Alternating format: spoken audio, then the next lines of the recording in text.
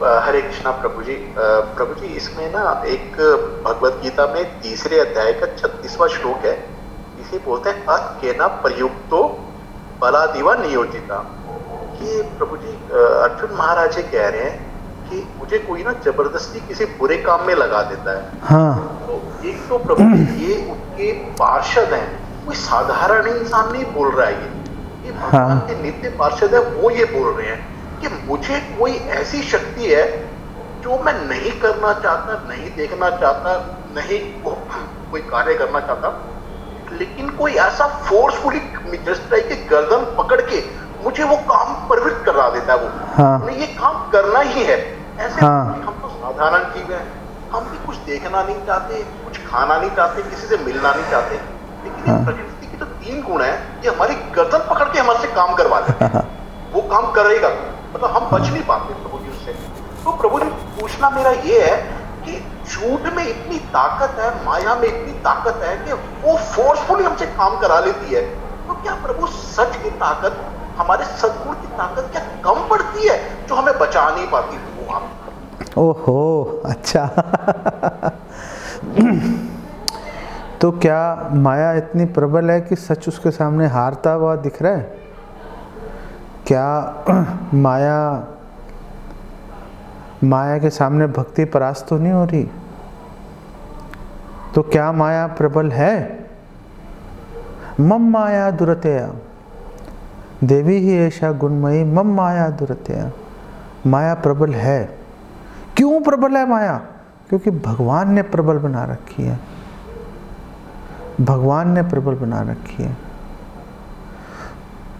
लेकिन माया की प्रबलता की जो माया की प्रबलता का वेग है, वो वेग कैसे निर्धारित होगा?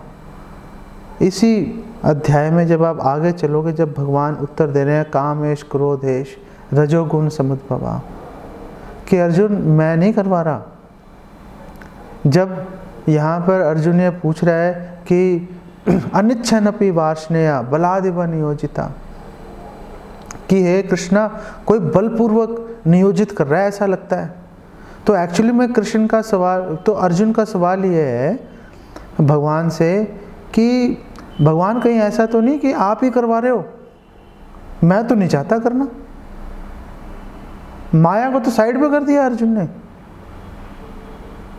अर्जुन यहाँ पे माया की बात नहीं कर रहा, अर्जुन तो सीधा भगवान पे जो है भगवान से बोल रहा है कि आप तो नहीं करवा रहे, करवा आप रहे हो, भुगत मैं रहा हूं। लेकिन भगवान इसका उत्तर दे रहे हैं कामेश क्रोधेश रजोगुण समुद्भवा, कि जो भी हो रहा है भैया, तुम्हारे अपनी जो काम वासनाएं हैं, तुम्हारी अपनी जो गलत इच्छाएं हैं, भगवान से विमुख होकर भोग करने की इच्छाएं हैं, उसके कारण ये सारा काम हो रहा है। और भागवतम में बताया गया कि ये जो प्रबलता कहाँ से आती है?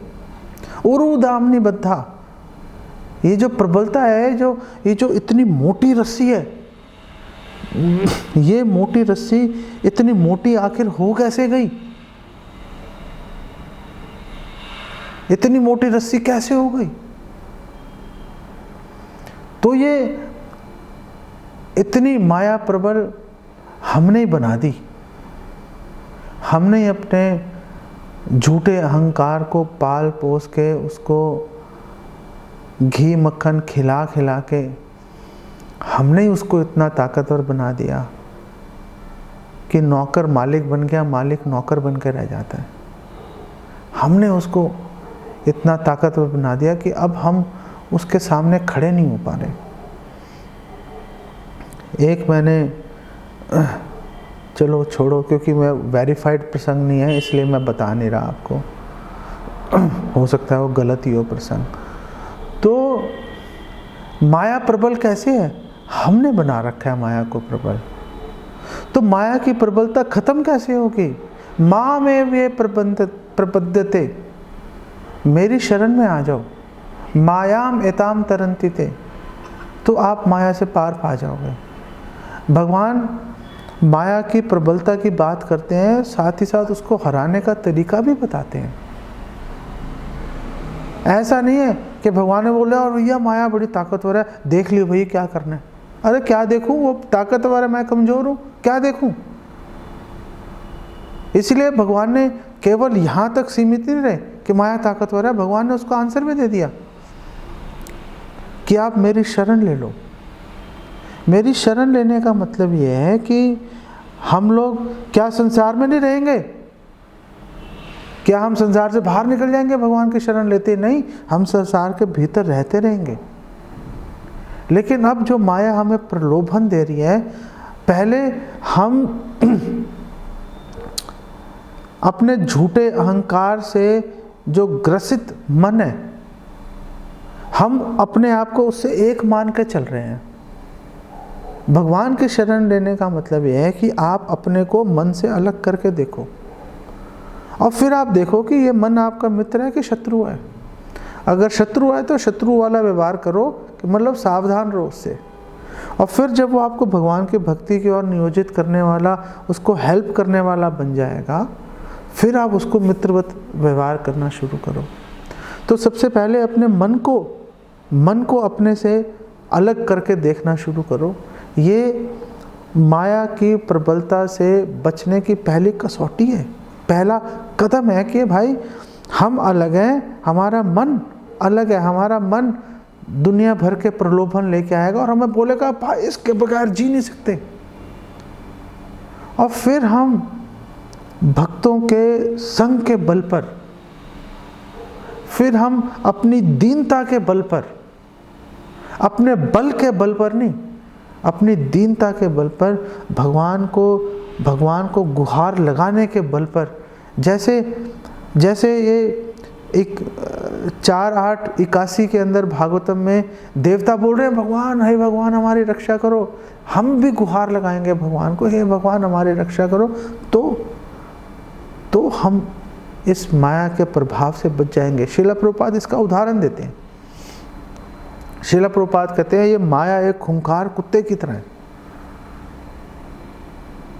अब वो आप किसी के घर में गए, बहुत अमीर आदमी के घर में, उसके घर में वो कुत्ता, खूंखार कुत्ता खुला घूम रहा है।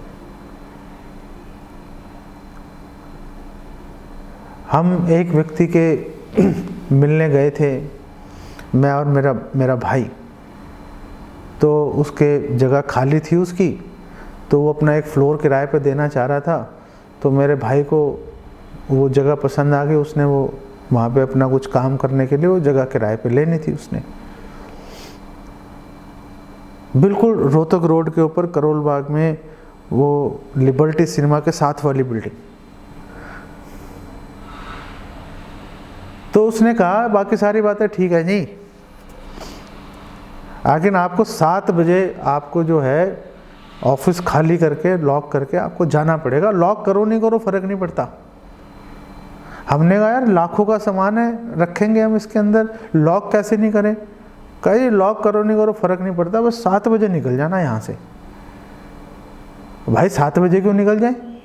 उसने कहा ये 7 बजे मेरा वो कुत्ता है। उसका कुत्ता ऐसा था कि मतलब कोई 80-90-100 किलो का आदमी से ज़्यादा ताकतवर दिखता था, और लंबा चौड़ा इतना हट्टा कट्टा, और ऐसे उसकी आंखें थी लाल एकदम सुर्ख। उसने कहा जी, और उसने एक उसका बहुत बड़ा, उसने एक वो पिंजरा बना रखा था, एक उसके अंदर उसको बंद रखता था। और वो कहता जी मैं 7 बजे इस कुत्ते को खुला छोड़ देता हूँ, और ये कुत्ता जो है सिर्फ 4 लोगों को पहचानता है। वो व्यक्ति खुद, उसकी वाइफ और उसकी एक बच्ची, और जो नौकर उसको दूध, उसका जो उसको खाना पीना दे रहा था उसको। कह रहा 5वें को नहीं पहचानता ये, जो आएगा उसकी गर्दन पकड़ता है ये। फिर कह रहा बस आप निकल जाना 7 बजे के बाद भाई मेरी गारंटी नहीं है, आपका जो सामान है वो उसको कोई नहीं हाथ लगा सकता, माई का लाल, ये मेरी गारंटी है। तो एक दिन क्या हुआ, वो 7 बजे के बाद हम भी निकल रहे थे बाहर, तो उसकी कोई पहचान का एक लड़की आई मिलने के लिए उसकी वाइफ से, और वो मिलने आई, वो जैसे मिलने आई उस कुत्ते ने उसकी टांग पकड़ ली। वो चारों तरफ हाय तौबा मच गई। उसने जोर से आवाज मारी, ओ भैया सुनो। वो मालिक आया, उसने बोला पीछे हो जा। वो कुत्ते ने छोड़ा, साइड पे होकर चुप करके बैठ गया। प्रभुपाद ने ये उदाहरण दिया। प्रभुपाद कह रहे हैं कि वो कुत्ता कितना ही खूंखार क्यों ना हो, जब मालिक बोलेगा ना हट, तो कुत्ता चुपचाप बैठ जाएगा, आप अंदर घुस जाना। तो ये माया उस खूंखार कुत्ते की तरह है, लेकिन किसकी दासी है? कृष्ण की दासी है। छाये वो यस्य भुवरानी विभर्ति दुर्गा। ब्रह्मा जी कह रहे हैं कि ये जो माया है, जो दुर्गा देवी हैं, ये भगवान की छाया की तरह कार्य करती हैं।